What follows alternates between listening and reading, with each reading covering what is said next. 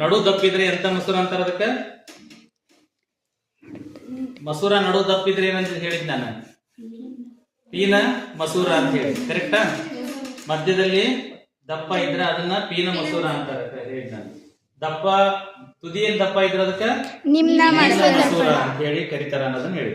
So ಈಗ ನಾವು ಅವನ್ನ ಇಟ್ಟು ನಾವು ರೇಖಾಚಿತ್ರ ನೋಡಿದ್ವಿ ಆಗಲೇ, ನೆನಪೈತಿ? ರೇಖಾಚಿತ್ರ ನೋಡಿದ್ ನೆನಪೈತಿ?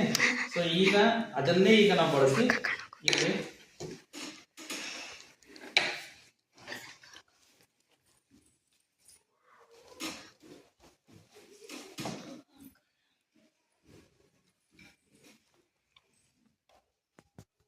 ಈಗ ನಾವು ನೋಡ್ತಾ ಇರುವಂತದ್ದು ಯಾವುದು?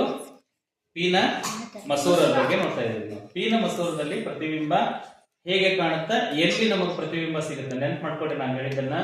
ದರ್ಪಣದಲ್ಲಿ ಕನ್ನಡಿಯಲ್ಲಿ ಅದು ಸಮತಲ ದರ್ಪಣದಿಂದ ನಾವು ಪ್ರತಿಬಿಂಬವನ್ನ ಪರದೆ ಮೇಲೆ ಪಡೆಯಕ್ಕಾಗಲ್ಲ. ಆದ್ರೆ ಮಸೂರ ಇಲ್ಲಿ ನಾವು ಪ್ರತಿಬಿಂಬಗಳನ್ನ ಪಡಿಬಹುದು. ಈಗಿಟ್ಟಿರುವಂತದ್ದು ಯಾವುದು? ಪೀನ ಮಸೂರ. ಪೀನ ಮಸೂರ ಅಂದ್ರೆ ಕನ್ವರ್ಜಿಂಗ್ ಲೆನ್ಸ್. ಇದು ಒಂದು ಕಡೆಗೆ ಪ್ರತಿಬಿಂಬದ ಕಿರಣಗಳನ್ನ ತಗೊಂಡು ಬಂದು ಕೂಡಿಸುತ್ತೆ. ಹಂಗಾಗಿ ಸೊ ಈಗ ಪೂರ್ವಿ ಇದರ ಪ್ರತಿಬಿಂಬ ಎಲ್ಲಿ ಮೂಡುತ್ತೆ ಅನ್ನೋದನ್ನ ಆಕೆ ಕಂಡುಹಿಡಿತಾ ಇದ್ದಾರೆ. ಈಗ ನೋಡ್ಕೊಂಡ್ ಬಾರಮ್ಮ, ಹೇಳ್ಕೊಂಡ್ ಬಾ.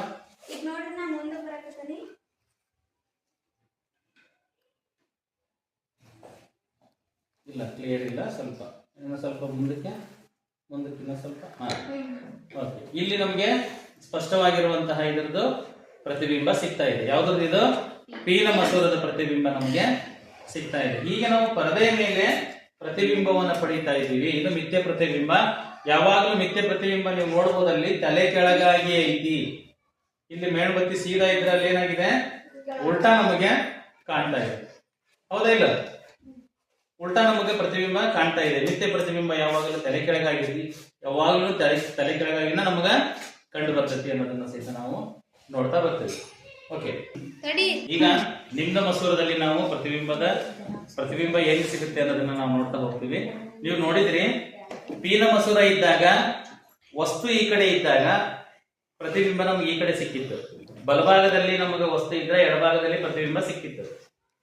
ಈಗ ಚೆಕ್ ಮಾಡೋಣ, ಬಲಭಾಗದಲ್ಲಿ ನಮ್ಗೆ ಏನಾದ್ರು ಬಲಭಾಗದಲ್ಲಿ ವಸ್ತು ಇದೆ, ಎಡಭಾಗದಲ್ಲಿ ಪ್ರತಿಬಿಂಬ ಸಿಗುತ್ತೆ ಏನೋ ನಾವು ಮೊದಲು ನೋಡ್ಬೇಕು. ಇಲ್ಲಿ ನೋಡ್ಬೋದು, ನಮ್ಗೆ ಯಾವುದೇ ರೀತಿಯ ಪ್ರತಿಬಿಂಬ ನಮ್ಗೆ ಇಲ್ಲಿ ಸಿಗ್ತಾ ಇಲ್ಲ. ಇಲ್ಲಿ ಸಿಗ್ತಾ ಇಲ್ಲ ಅಂದ್ರೆ ಪ್ರತಿಬಿಂಬ ಎಲ್ಲಿ ಆಗಿರ್ಬೋದು? ಇದರ ಹಿಂಭಾಗದಲ್ಲಿ, ವಸ್ತುವಿನ ಹಿಂಭಾಗದಲ್ಲಿ ನಮ್ಗೆ ಪ್ರತಿಬಿಂಬ ಆಗಿದೆ ಏನೋ. ನಾವು ಒಂದ್ ಸ್ವಲ್ಪ ಅನಂತ ದೂರದಿಂದ ನಾವು ವಾಪಸ್ ಬರೋದಕ್ಕೆ ಪ್ರಯತ್ನ ಮಾಡೋಣ. ಇಲ್ಲಿ ನಮ್ಗೆ ಒಂದಿಷ್ಟು ಲೈಟ್ ಆಗಿ